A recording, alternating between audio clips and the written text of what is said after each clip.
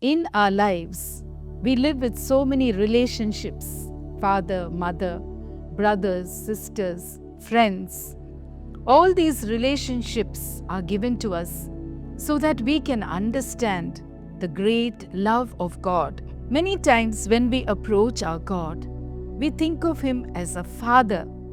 But God is not only our father, He is our mother also. The book of Isaiah, chapter 66 and verse 13 says, "As one whom his mother comforts, so I will comfort you, and you will be comforted in Jerusalem." God is our mother. How can we say that? A mother carries her baby in her womb, and during that period, everything she does, she thinks of the baby.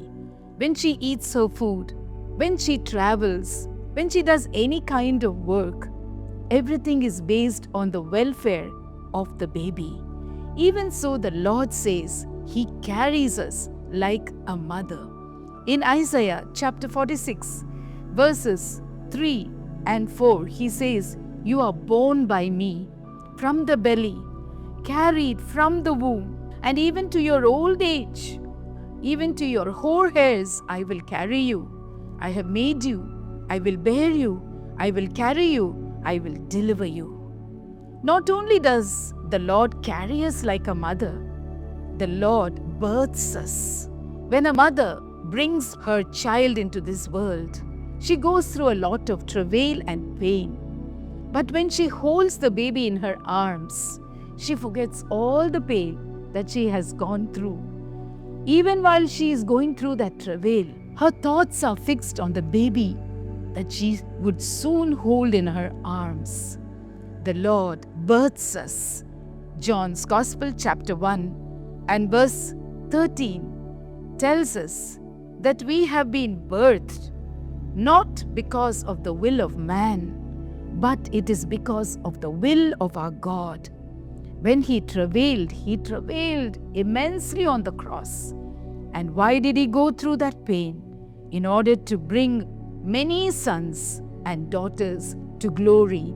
That is what Hebrews chapter 2 and verse 10 tells us. He not only brings us out into this world as His children, the Lord raises up as a mother would raise up her baby.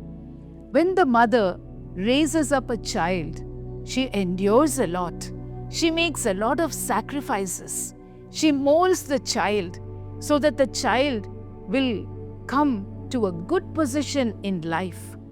We see a likeness of this described in Deuteronomy chapter 32 and verse 11, when the Bible tells us about the mother eagle, which teaches its young ones to fly. As the little ones stumble and fall when they begin to fly, the mother eagle is hovering over them, and she spreads forth her wings and carries them and takes them to higher heights.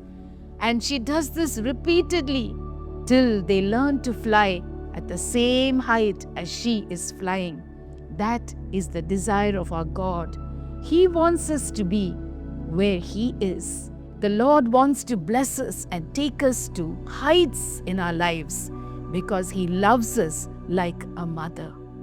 The Bible also tells us that God never forgets us. In Isaiah chapter 49 and verse 15, can a mother forget her baby at her breast and have no compassion on the child she has born? Yes, they may forget, but I will never forget you.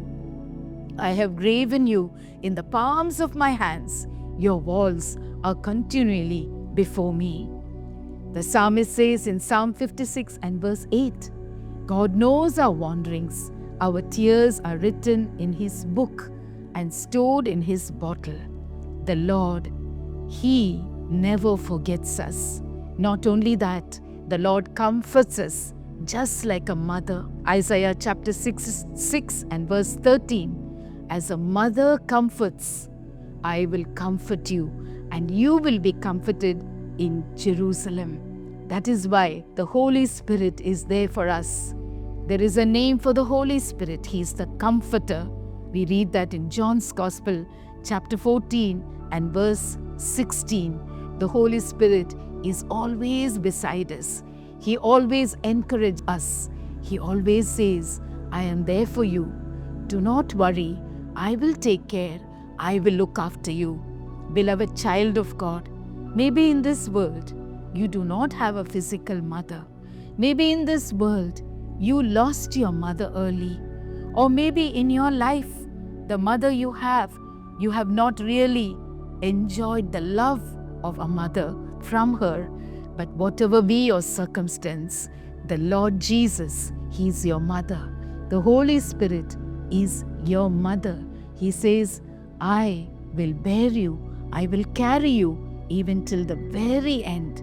I will take you to greater heights in your life. I will be with you and will never forget your wandering and your tears. And I am there to comfort you always. Behold, I am with you always, even unto the ends of this world. Shall we pray? Our loving Heavenly Father, we thank you, we praise you, Lord, that you have a heart of a mother. Lord, you are not only our Father, but you are our mother. We thank you, Lord, that you travailed on the cross. You bore so much of pain so that we could be sons and daughters of glory. We thank you for that great sacrifice. We look up to you now, Lord, for comfort, for encouragement. We look up to you with all our wanderings and our tears. We pray, Lord, that as a mother would wipe away the tears of her baby, as a mother would carry a child and dandle her upon her knees, as a mother will never forget, and as a mother will always think the best for her child.